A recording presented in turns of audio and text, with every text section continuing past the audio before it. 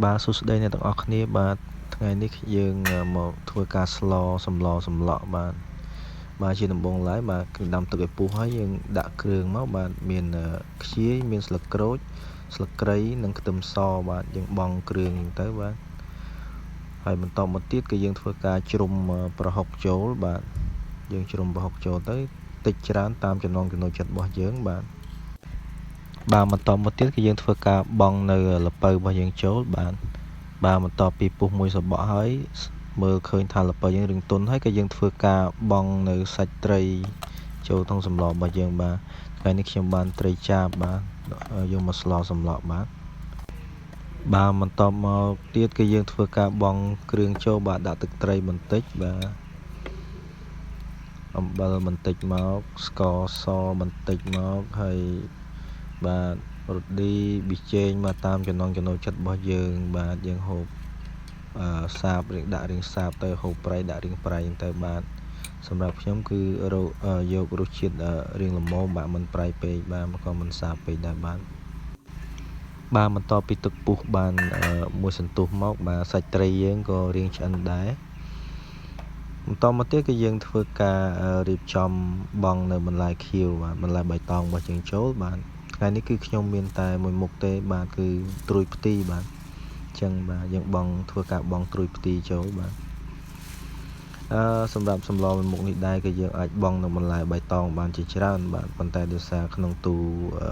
ខ្ញុំក្នុងទូទឹកកកគឺមានតែត្រួយផ្ទីបាទនៅសល់តែត្រួយផ្ទីទេអញ្ចឹងគឺខ្ញុំធ្វើការបង់តែត្រួយផ្ទីទេបាទយើងអាចបង់នៅត្រួយងប់ត្រួយស្អំបាទស្លឹកបាសបាទបានច្រើនប្រភេទបាទយកតែបន្លែពណ៌បៃតងបាទអាចបង់បានហើយក៏ដូចជាននងផងដែរបាទដោយសារថ្ងៃនេះយើងអត់មានបន្លែគ្រប់ទេបាទអញ្ចឹងសម្លក់នេះគឺសម្លក់មែនបាទសម្លក់អ្នកមើលបាទគឺខ្វះសពខ្វះគ្រប់បាទសូម្បីតែលីងលាក់ក៏យើងអត់មានដែរបាទអញ្ចឹងគឺស្លបាទតាមអ្វីដែលយើងមាននៅក្នុងទូបាទ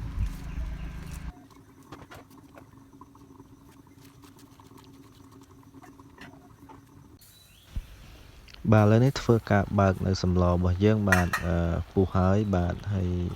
បន្លែខៀវយើងក៏រៀងទន់ដែរបាទអញ្ចឹងយើងធ្វើការបាទមើលនៅបាទសម្រស់បាទសម្លក់បាទសម្លក់អ្នកមើលបាទចាំមើលថាគួរឲ្យទំនងញ៉ាំទេអ្នកទាំងអស់គ្នាបាទតោះអ្នកទាំងអស់គ្នាបាទមកធ្វើការភ្លក់នៅសម្លរបស់ខ្ញុំបាទសម្លក់បាទថាមានរសជាតិយ៉ាងណាដែរបាទ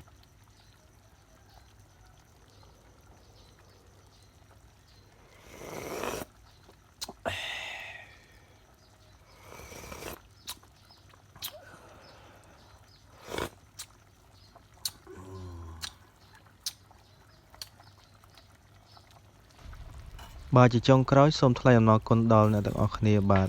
ដែលបានចំណាយពេលដ៏មានតម្លៃទស្សនានៅវីដេអូមួយនេះបាទសូមជួយចុច like ចុច comment ក៏ដូចជាចុច share នៅវីដេអូនេះម្នាក់មួយផងបាទដើម្បីជាកម្លាំងចិត្តសម្រាប់ខ្ញុំបាទដើម្បីផលិតនៅវីដេអូបាទលើកក្រោយទៀតបាទសូមអរគុណសូមជម្រាបលា